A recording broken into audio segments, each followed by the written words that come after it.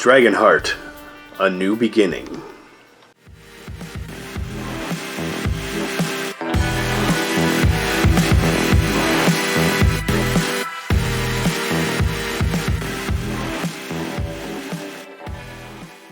Yeah, Dragonheart, A New Beginning was made in 2000.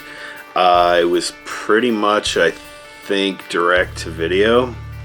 If it wasn't, it sure should have been. This is a very, very lesser sequel to Dragonheart. And I gotta admit, I wasn't the biggest fan of Dragonheart. I thought it was cool. I thought the banter between Sean Connery and Dennis Quaid was kind of funny in some parts. I always thought the dragon looked really stupid, how they animated his mouth and made him talk. But the design of the dragon itself was okay. I mean, it's nothing like Dragon Slayer. That's a good dragon movie. But Dragonheart, I was kind of like, meh. You think I would love it, right? Because I love fantasy movies and I love dragons. I think they're really cool. I was disappointed by how the dragon looked in that one. Well, in this one, it's not the worst CGI dragon I've ever seen in my life, but it's pretty bad. The dragon looks stupid. He's kind of a wimp. He's supposed to be the son of Sean Connery's Draco, and they call him Drake in this one. There's a beginning montage exposition scene where they show an extremely old Sir Bowen, not played by Dennis Quaid, of course, because they couldn't afford him. He goes to the dragon's cave and he recovers an egg, and the egg, obviously a dragon egg, and he takes it to keep it secret in this monastery or whatever before he dies.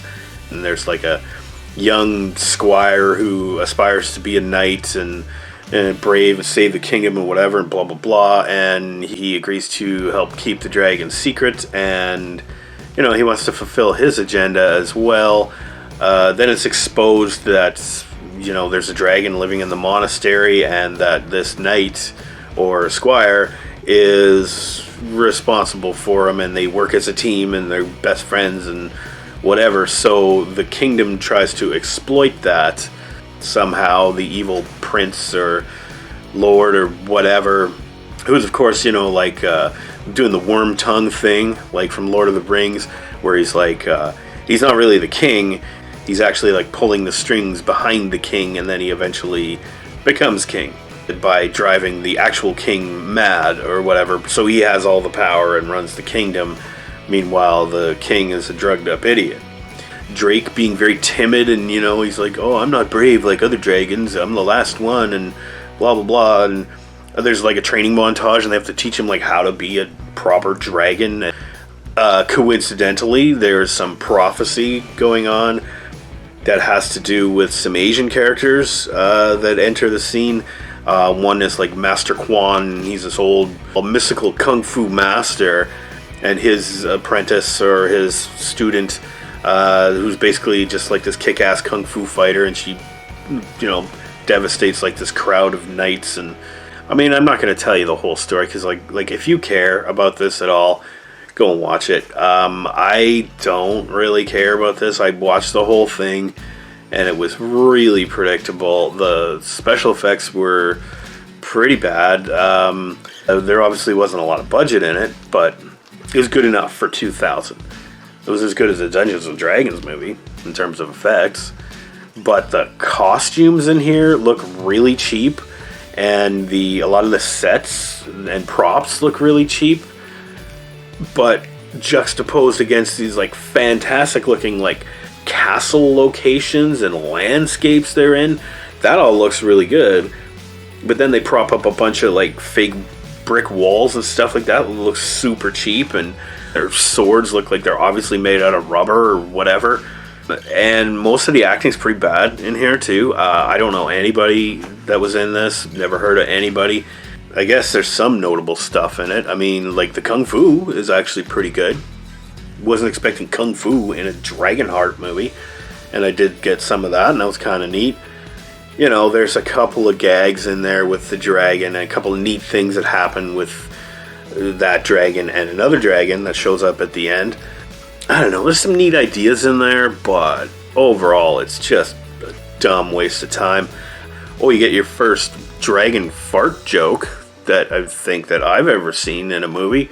It is so stupid, and the voice of the dragon is so lame and so cheesy and so obviously like not on set and like inserted. You remember in Karate Dog, I was complaining about this guy Chevy Chase, how he probably wasn't even anywhere near the set to record the voiceover, and it just didn't fit in there. Well, this is exactly the same with that other guy, and I don't know, the dialogue in here is terrible. The storyline is overly complicated. There's a couple of neat things happen, but this is not worth your time. I am going to give Dragonheart A New Beginning a D+. Yeah, that's right. I didn't really like this. It was a bit of a chore to get through. Like I always say for boring movies, it feels like work, you know? At this point in this YouTube channel, I ain't getting paid for this, so I hope somebody out there appreciates the work that I have to go through and watch like just mediocre, stupid movies like this, and I guess I just gotta pick better ones and it won't feel like work. I can't see this movie being that successful that they decided to make like 3 more sequels after this one. I guess the sales of the VHS tape were high enough for producers to say, hey, you know, we could probably squeeze a few more bucks out of this franchise. Let's try it again. We need stuff to keep our studios working, and you know, we got a bunch of writers and actors and special effects guys that need work. So let's pay them as little as possible and make like 7 movies. You know what, Drake the Dragon? You're lucky to get a D+.